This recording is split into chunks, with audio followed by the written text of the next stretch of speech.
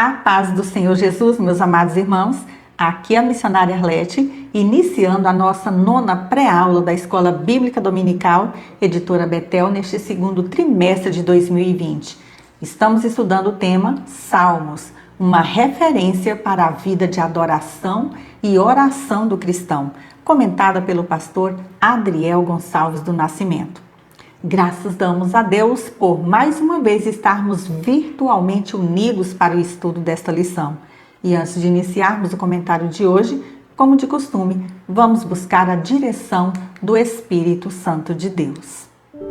Pai querido, Pai amado, graças dou a Ti neste momento por mais esse dia e por mais esta oportunidade que temos de estudarmos a Tua Palavra. Senhor, nos ajuda a compreender os Teus mistérios, dando-nos a direção, a iluminação do Teu Espírito Santo.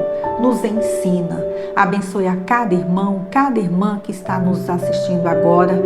Entra com a Tua providência em seus lares, supre todas as suas necessidades, em nome de Jesus. Amém. Quero aqui externar meus agradecimentos a você pela sua companhia e participação neste canal, pois tem sido uma alegria muito grande poder interagir com cada um. Para quem tem sido edificado com essas pré-aulas, você pode nos ajudar a fortalecer este trabalho. É deixando aqui o seu like, se inscrevendo se você ainda não é inscrito e também compartilhando este vídeo com outros irmãos. Este é um espaço onde aprendemos uns com os outros. Não se esqueça de sempre conferir se o sininho das notificações está devidamente ativado para que você receba de primeira mão as nossas postagens. O nosso objetivo é levar até você um complemento a mais para a sua escola bíblica dominical e juntos aprendermos um pouquinho mais da palavra de Deus. Hoje estamos comentando a 9ª lição desta revista, que traz como título um chamado à adoração e um alerta. O texto áureo de hoje encontra-se em Salmo 95, versículo 6, e assim diz a palavra do Senhor. Ó vinde, adoremos e prostremo-nos, ajoelhemos diante do Senhor que nos criou.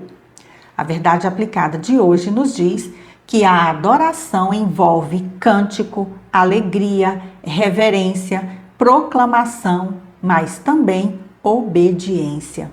Os textos de referência de hoje encontram-se no Salmo de número 95, versículos 1, 2, 3, 8, 9 e 10. E assim diz a palavra do Senhor.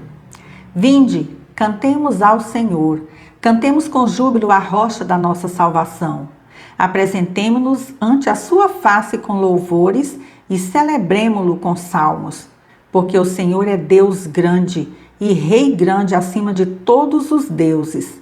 Não endureçais os vossos corações como em Meribá e como no dia da tentação no deserto. Quando vossos pais me tentaram, provaram-me e viram a minha obra. 40 anos estive desgostado com esta geração e disse, é um povo que erra de coração e não tem conhecimento dos meus caminhos. O primeiro objetivo desta lição é mostrar que o Salmo 95 é um convite à adoração. Apesar de haver controvérsia entre os estudiosos sobre a autoria do Salmo 95, ele é considerado pela maioria deles como sendo de autoria de Davi, porque o autor da Epístola aos Hebreus fez essa referência sobre os versículos 7 e 8 desse salmo. De novo, determina certo dia, hoje, falando por Davi, muito tempo depois, segundo antes fora declarado. Hoje, se ouvirdes a sua voz, não endureçais o vosso coração. Hebreus 4, 7. Não se sabe em que momento Davi compôs este salmo, pois a mensagem nele apresentada é típica de salmos de todos os períodos do seu reinado. No entanto, encontramos no Salmo 95 uma ênfase especial ao louvor a Deus e observamos nesse louvor 3 momentos especiais. A adoração a Deus em um clima comemorativo, versículos 1 ao 5. A adoração a Deus em clima contemplativo, que vai dos versículos 6 e 7. E a adoração a Deus em obediência, versículos 8 ao 11. Esse salmo é muito semelhante ao Salmo 81 pela sua estrutura e o seu conteúdo. O salmista Davi faz um convite: vinde, cantemos ao Senhor. O convite envolve o próprio salmista e as outras pessoas para louvar com alegria a Deus. Esse convite não envolvia apenas o cântico congregacional, como era de costume, mas era para cantar com júbilo, com alegria extrema e animação, reconhecendo, crendo e confessando que o Senhor é a rocha da salvação para o seu povo, reconhecendo os seus grandes feitos. Tópico 1. Um convite à adoração. A adoração é uma expressão de amor e veneração a Deus e significa basicamente reverência, exaltação à sua pessoa, caráter, atributos e perfeição. É a adoração a Deus por quem e o que Ele é, e não apenas pelo que Ele tenha feito ou que tenha sido para o nosso benefício. É adorá-lo sem segundas intenções, pela sua essência, em espírito e em verdade, como revelou o Senhor Jesus ao falar com a mulher samaritana, em João 4, 23. É com sinceridade de alma que devemos externar a nossa adoração a Deus, com expressões sentimentais e emocionais verdadeiras, como palavras ou cânticos. A nossa adoração deve ser andando na verdade, vivendo na verdade e amando a verdade da palavra do Senhor, colocando-a em prática no nosso dia a dia. Adorar significa render-se ao eterno Senhor nosso Deus. É o Espírito Santo que habilita o cristão a adorar, pois ele conhece a nossa interioridade pelo ângulo mais profundo do ponto de vista do Criador, conforme Efésios 5, 18 e 19. Além de expressões verbais e audíveis de louvor e adoração a Deus, a Bíblia cita muitas maneiras pelas quais podemos usar expressões físicas a fim de adorarmos ao Senhor, como inclinar-se ou ajoelhar-se, Salmo 95, versículo 6, erguer as mãos em sinal de rendição e profundo desejo por Deus, conforme Salmo 134, 2, Salmo 28, 2, Salmo 143, 6, saltar de alegria, dançar, que não tem a ver com as danças mundanas e carnais que vemos por aí, mas tratava-se no Antigo Testamento de usar todo o corpo a fim de expressar alegria, louvor e adoração diante do Senhor, conforme o Salmo 150, versículo 4, Êxodo 15, 20, 2 Samuel 6, 14 e 16, 1 Crônicas 15, 29. Essas são atitudes que revelam o estado da alma diante do poder inigualável de Deus. Adorar é agir em sinceridade de coração, autenticidade e não só de lábios, da boca para fora, pois em vão adora os que assim procedem, conforme Mateus 15, 9. Durante todo o curso da humanidade, Deus convida-nos a adorá-lo, reconhecê-lo como o único Senhor. A Bíblia está repleta de narrativas a respeito de pessoas que, em sua disposição pessoal para adorar o Senhor, foram abundantemente abençoadas enquanto adoravam, como, por exemplo, Isaías, que teve o seu pecado perdoado, conforme Isaías 6,7. Moisés, que conversou com Deus como quem dialoga com um amigo, conforme Êxodo 33:11. Jacó, que teve um encontro inesquecível com Deus, que mudou toda a sua vida, conforme Gênesis 32:28. E o apóstolo Paulo, que teve toda a sua visão de mundo reorientada por Deus, segunda aos Coríntios 12, 1 a 10. A nossa adoração deve ser exclusiva ao nosso Deus. Subtópico 1.1. Vinde e cantemos. Há muitas referências ao cantar em toda a Bíblia. Em Efésios 5, 19 e Colossenses 3,16, a Bíblia nos exorta a cantar salmos, hinos e cânticos espirituais ao Senhor. O convite feito no Salmo 95 ressalta 2 pontos importantes do louvar a Deus. Primeiro, louvar ao Senhor com alegria, demonstrando a Ele todo o nosso contentamento pelo seu grande amor e cuidado para conosco. e reconhecendo quão grande e maravilhoso é o nosso Deus. Segundo ponto importante destacado pelo comentarista neste subtópico, diz que o louvor deve ser dirigido ao Senhor e não ao homem. Infelizmente, temos visto muitos louvores hoje em dia que mais exaltam o egocentrismo humano do que adora a Deus.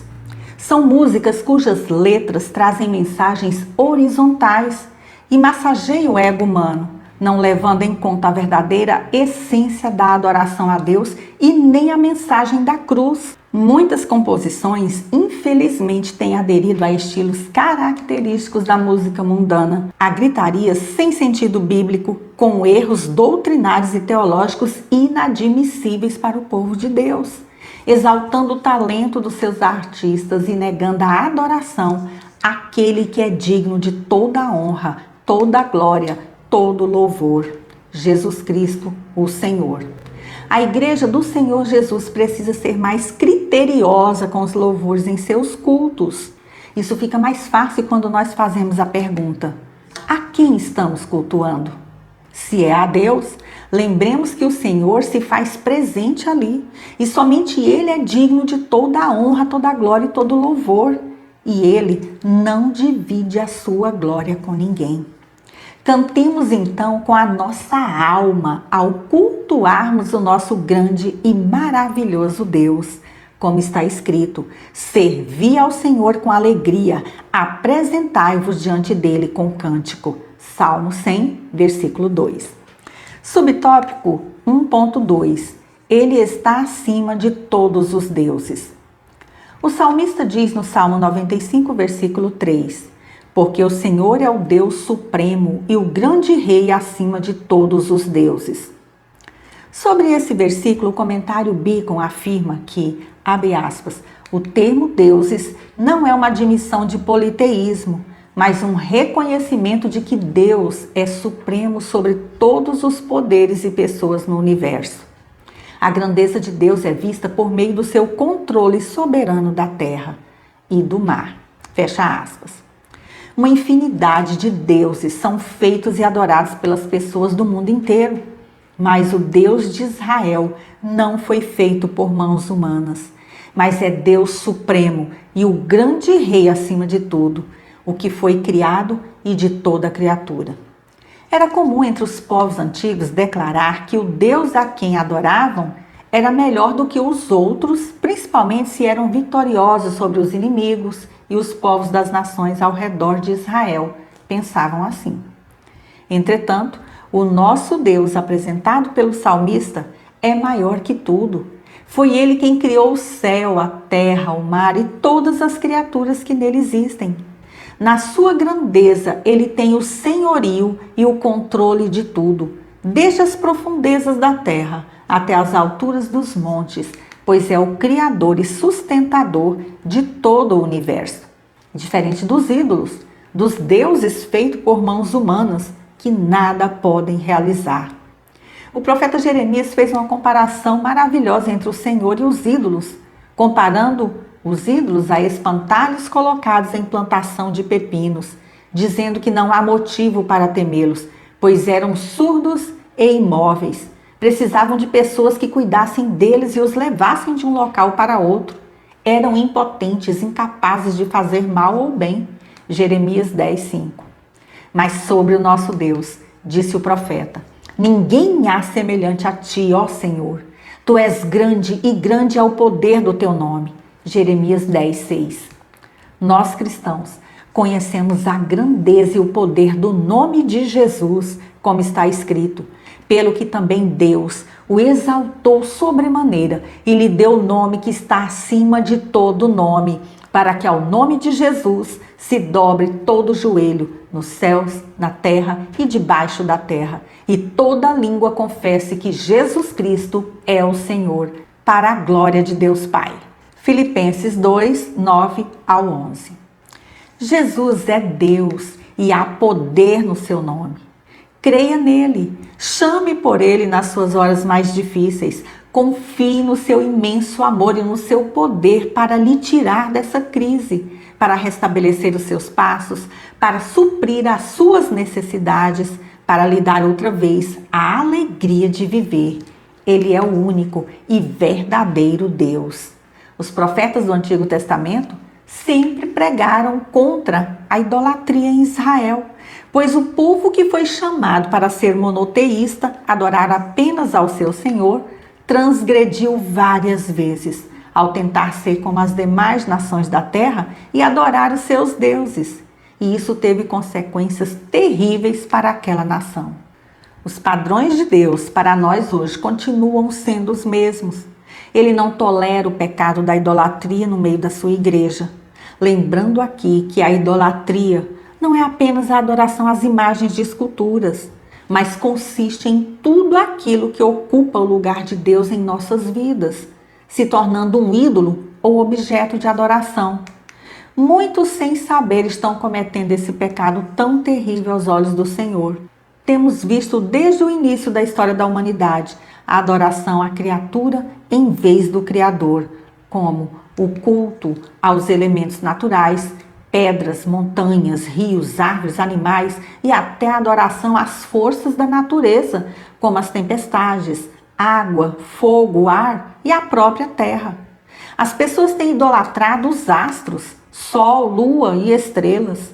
Idolatram seres humanos, bens materiais, dinheiro, etc. É por isso que o apóstolo Paulo exorta: portanto, meus amados, fugi da idolatria. Primeira carta aos Coríntios 10, 14.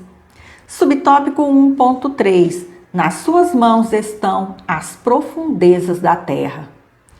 Tudo o que nós conhecemos e também o que não conhecemos neste planeta lindo em que vivemos foi criado por Deus, pelo poder da sua palavra.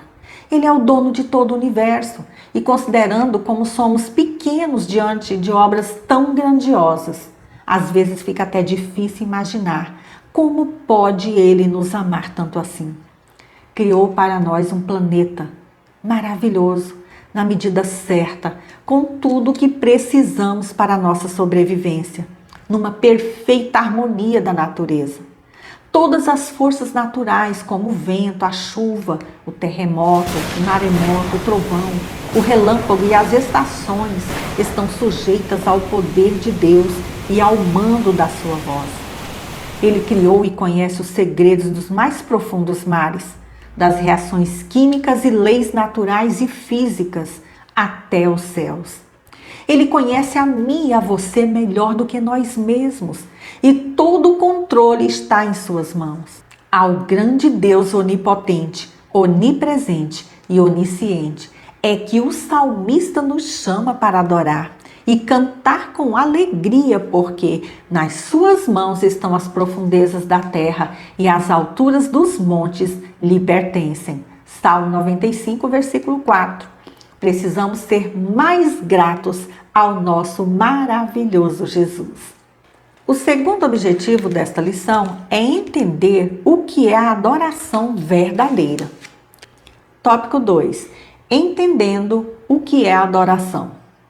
É citado neste tópico o versículo 6 do Salmo 95. Ó vinde, adoremos e prostremo-nos, ajoelhemos diante do Senhor que nos criou. O convite feito neste versículo descreve uma postura física de humildade perante o Senhor, como veremos a seguir. Subtópico 2.1. Conceito de adoração. O sentido original da palavra adoração sugere o ato de inclinar-se perante alguém, a fim de reverenciar, venerar ou adorar. Adorar a Deus é prestar-lhe a homenagem suprema da qual somente Ele é digno. Significa também render-se totalmente ao Senhor nosso Deus, com gratidão e exaltação jubilosa. Salmo 95, versículo 6, segundo livro de Crônicas 29 e 30 e Mateus 2, 11. Biblicamente falando, o sentido do termo adoração é chegar-se a Deus de modo reverente, submisso e agradecido, a fim de glorificá-lo. Através da ação do Espírito Santo em nossas vidas, somos habilitados a adorar com profundidade e temor a Deus, conforme João 4, 23 e 24, primeira carta aos Coríntios 14, 15 e Filipenses 3, 3. O dicionário bíblico Wycliffe, Rio de Janeiro, CPAD 2010, define que, abre aspas, o propósito da adoração é estabelecer ou dar expressão a um relacionamento entre a criatura e a divindade. A adoração é praticada prestando-se reverência e homenagem religiosa a Deus, em pensamento, sentimento ou ato, com ou sem a ajuda de símbolos e ritos. A adoração pura expressa veneração sem fazer alguma petição e pressupõe a autorrenúncia e a entrega sacrificial a Deus. Estritamente falando, a adoração é a ocupação da alma com o próprio Deus e não inclui a oração por necessidades e a ação de graças pelas bênçãos. Fecha aspas. Uma verdadeira adoração envolve um estilo de vida de acordo com os padrões de Deus, os quais encontramos na sua palavra. O nosso viver diário, nossos pensamentos, atitudes e ações devem ser alinhados ao que o Senhor nos ensina na sua palavra. Não se adora a Deus de qualquer maneira. Subtópico 2.2. A forma da adoração. A Bíblia relata no Evangelho segundo escreveu João, capítulo 4, um episódio fantástico onde o Senhor Jesus dissipou toda e qualquer dúvida quanto à forma de uma verdadeira adoração a Deus. Trata-se do encontro que ele teve com a mulher samaritana. A Bíblia de Estudo Arqueológica nos traz a informação que, abre aspas, a rivalidade entre samaritanos e judeus datava de muitos séculos. De acordo com 2 Reis 17, os samaritanos descendiam de povos da Mesopotâmia, estabelecidos à força na região norte de Israel pelo rei da Assíria, por ocasião do exílio de 722 a.C. Eles combinaram a adoração de Yahvé com práticas idólatras. Fecha aspas. Sendo o Senhor Jesus um judeu, não discriminou de forma alguma aquela mulher pelo fato de ser samaritana e nem pela vida incerta que levava. Naquele diálogo, maravilhada com as palavras do Senhor, ela expôs um dos motivos da rivalidade entre judeus e samaritanos quanto ao lugar certo de se adorar, conforme João 4:20. Os judeus defendiam que deveriam adorar no templo, em Jerusalém, ao passo que os samaritanos defendiam que o Monte Gerizim era o lugar de adoração. Qual não foi sua surpresa quando o Senhor Jesus lhe ensinou que o mais importante não é o lugar onde uma pessoa adora, já que a adoração não está limitada ao Monte Gerizim ou a Jerusalém. Naquele dia, o Senhor Jesus revelou àquela mulher e a nós a verdadeira forma de adoração. Mas vem a hora, e já chegou, em que os verdadeiros adoradores adorarão o Pai em espírito e em verdade, porque são estes que o Pai procura para seus adoradores. João 4:23. A nossa adoração a Deus deve ser externada com sinceridade da alma, em verdade, muito além de meras expressões sentimentais e emocionais verdadeiras, como palavras ou cânticos. Aprendemos aqui que a nossa adoração deve ser andando na verdade, vivendo a verdade, amando a verdade da palavra divina e aplicando-a à nossa vida. Entendemos aqui que não podemos adorar a Deus de qualquer maneira. Ao contrário, os verdadeiros adoradores adoram a Deus de acordo com os padrões que Ele mesmo estabeleceu em sua palavra, em espírito e em verdade, crendo que Deus existe. Graças damos ao Senhor pela liberdade que hoje temos de louvá-lo em qualquer lugar e momento, em espírito e em verdade. Subtópico 2.3. Atitudes para uma verdadeira adoração. O comentarista destaca neste subtópico algumas atitudes que devem ser parte integrante do dia a dia do cristão, como uma vida de oração, leitura e meditação da palavra de Deus e a santificação. Quanto mais tempo nós passarmos em oração, mais intimidade teremos com Deus e mais poder receberemos dele. Devemos orar na nossa igreja, em comunhão com os irmãos, como a igreja primitiva fazia, mas devemos também orar no lugar secreto, conforme Mateus 6,6, principalmente em dias de pandemia, com tantas incertezas sobre como será o novo normal da sociedade. Na medida em que expressamos os nossos sentimentos e sofrimentos, preocupações no diálogo com Deus, isso pode ser feito na forma de adoração, conforme Salmo 34, 1,4, confissão, 1 João 1,9, pedidos, Mateus 7,7 ou ações de graças, Filipenses 4,6.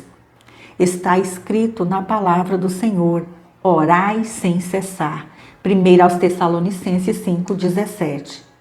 Com essas palavras, o apóstolo Paulo estava orientando que os tessalonicenses fossem persistentes e constantes na oração, sem desanimar. Muitos cristãos já aprenderam na prática o verdadeiro sentido dessa frase tão conhecida entre nós. A oração é a chave da vitória.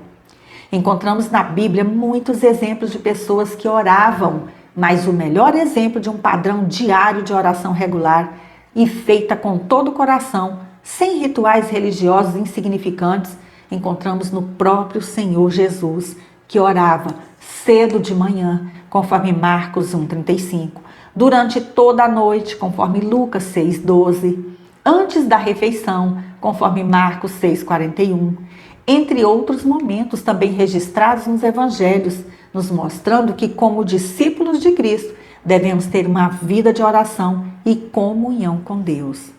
Conversamos com Deus quando oramos e quando lemos a sua palavra. Desenvolvemos o processo de santificação quando alinhamos a nossa conduta, o nosso viver, à palavra de Deus.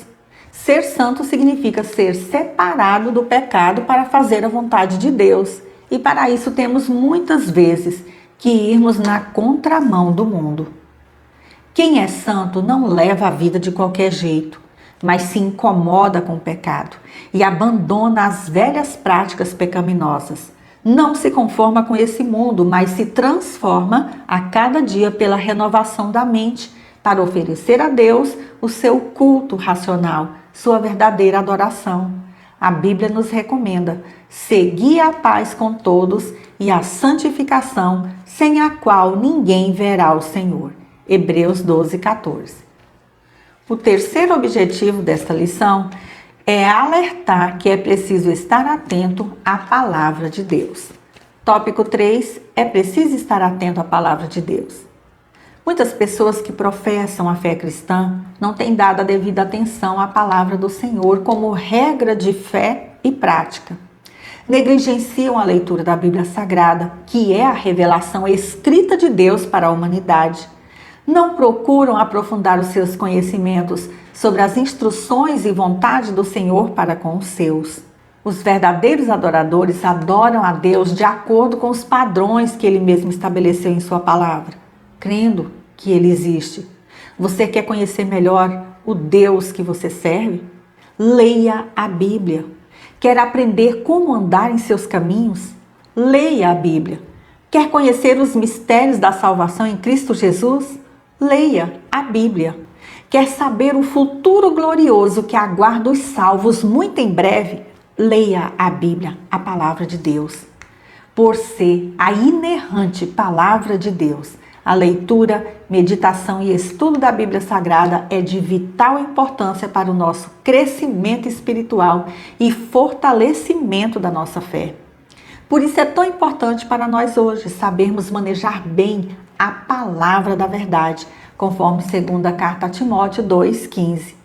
Devemos estar sempre alertas para não incorrermos nos erros do passado, lembrando da séria advertência feita pelo Senhor Jesus aos saduceus: errais, não conhecendo as Escrituras, nem o poder de Deus. Mateus 22, 29.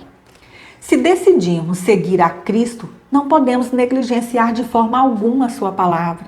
Devemos fazer a leitura da mesma com avidez, sempre pensando no seu autor sagrado, na sua mensagem e na sua aplicabilidade em nossa vida diária. O fato de estudarmos a Bíblia nos ajuda a fundamentar a fé, a nos manter protegidos contra o pecado, contra as falsas doutrinas e a crescermos espiritualmente. Outro importantíssimo benefício de estarmos atentos à palavra de Deus é ficarmos sempre muito bem informados acerca do cumprimento das profecias diante dos fatos e acontecimentos mundiais, trazendo-nos a esperança de muito em breve estarmos livres de todo sofrimento, medos e dores sofridos aqui no mundo, quando enfim o Senhor Jesus voltar e levar a sua igreja. A palavra do Senhor nos consola, conforta o coração, nos direciona, nos dá ânimo e forças para vencermos na caminhada cristã. Subtópico 3.1: Ouvir a voz de Deus. Adoração e obediência a Deus são princípios interligados. Veja o que o salmista escreveu: Ele é o nosso Deus e nós, povo do seu pasto e ovelhas de sua mão. Salmo 95, versículo 7, a parte A do versículo. Sobre esse versículo, o comentário da Bíblia King James nos diz que, abre aspas, os sacerdotes e os levitas ensinavam o povo a ouvir a voz de Deus durante a liturgia das festas cerimônias religiosas no templo. O ápice do culto a Deus é ouvir e compreender sua palavra com humildade, fé e obediência, conforme Salmo 50 e 78. Fecha aspas.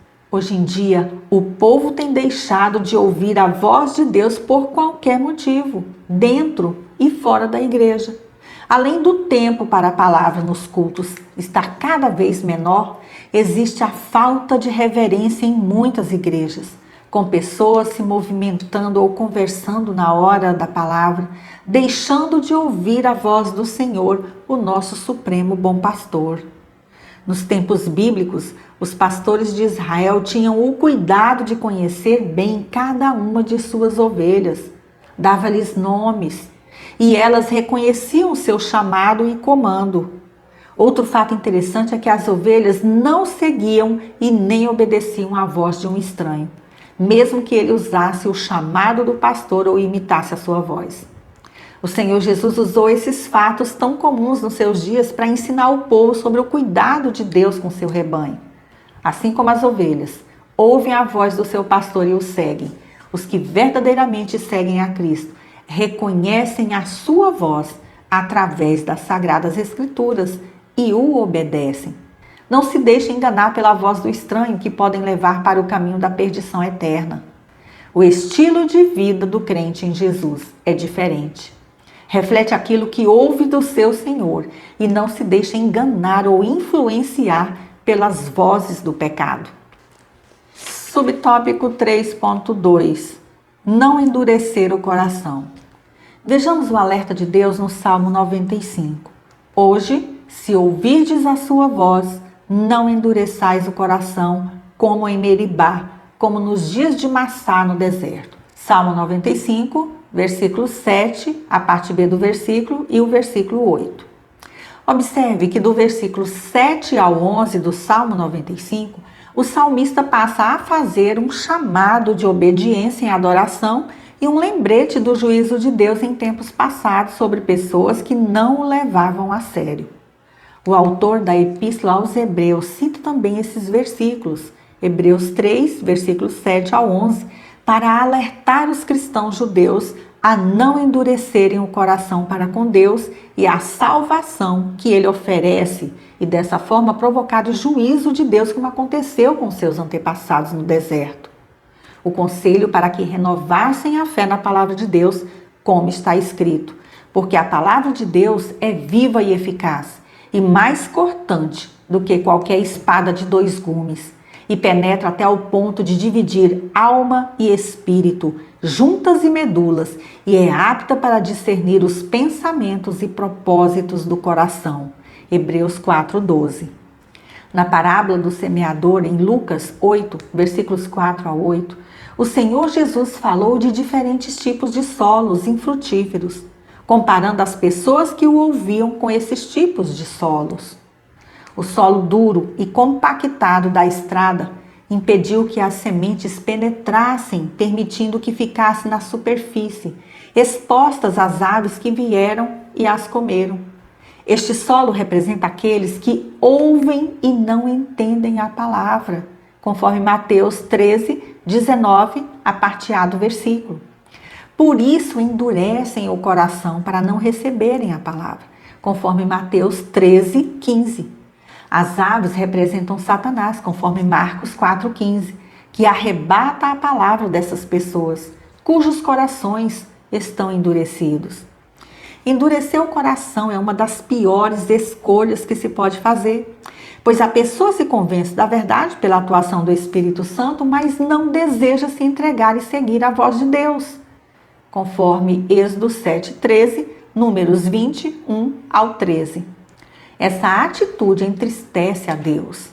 O verdadeiro adorador tem um coração obediente e entra no descanso do Senhor. A menção de Meribá e Massá é para lembrar que o mesmo povo que cantou com Miriam na saída do Egito rebelou-se e descreu da palavra do Senhor inúmeras vezes no decorrer da sua história. O profeta Isaías registra a queixa do Senhor.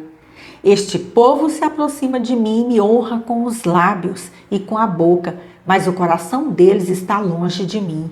O seu temor para comigo consiste em mandamentos de homens, aprendidos de forma mecânica. Isaías 29, 13. A verdadeira adoração produz a obediência sincera e a certeza de agradar a Deus.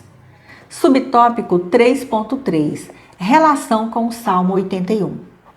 O Salmo 81, assim como o 95, começa como salmo de louvor, mas termina como salmo de admoestação, fazendo um alerta ao povo de Israel quanto ao caminho da desobediência, bem como das maravilhosas promessas aos que obedecem à voz do Senhor.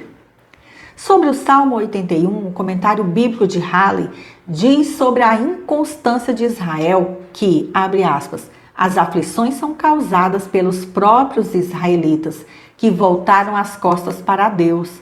Se tivessem tão somente dado ouvidos a Deus, as coisas teriam sido diferentes. Fecha aspas. O que os judeus precisavam compreender é que as bênçãos do Senhor são condicionadas à obediência daqueles que nele esperam. A obediência continua sendo o passaporte para as bênçãos de Deus em nossas vidas, ainda hoje. Para concluir, portanto, os salmos não são apenas hinos de adoração, mas também instruções e advertências para o povo de Deus não desprezar a importância da palavra de Deus e de cultivar uma vida de confiança e obediência ao Senhor. Queremos aqui convidar você, meu irmão ou irmã em Cristo, a visitar o blog revistaebd.com para baixar os slides referentes a esta lição, ouvir os 3 hinos da harpa sugeridos aqui pela nossa revista e também acessar os demais comentários. O nosso blog hinosdaharpa.org também aguarda a sua visita. Ali estão sendo disponibilizados hinos da nossa harpa cristã, com cifras, partituras e biografias dos seus autores. Mais uma vez eu agradeço pela sua companhia. Se você gostou desta pré-aula, inscreva-se aqui no nosso canal, deixe aqui o seu like, o seu comentário para contribuir com a divulgação deste trabalho e compartilhe este vídeo com outros irmãos. Que Deus, em Cristo Jesus, continue te abençoando. Fique na graça e na paz do nosso Senhor e Salvador Jesus Cristo. E até a nossa próxima pré-aula, se Deus assim nos permitir.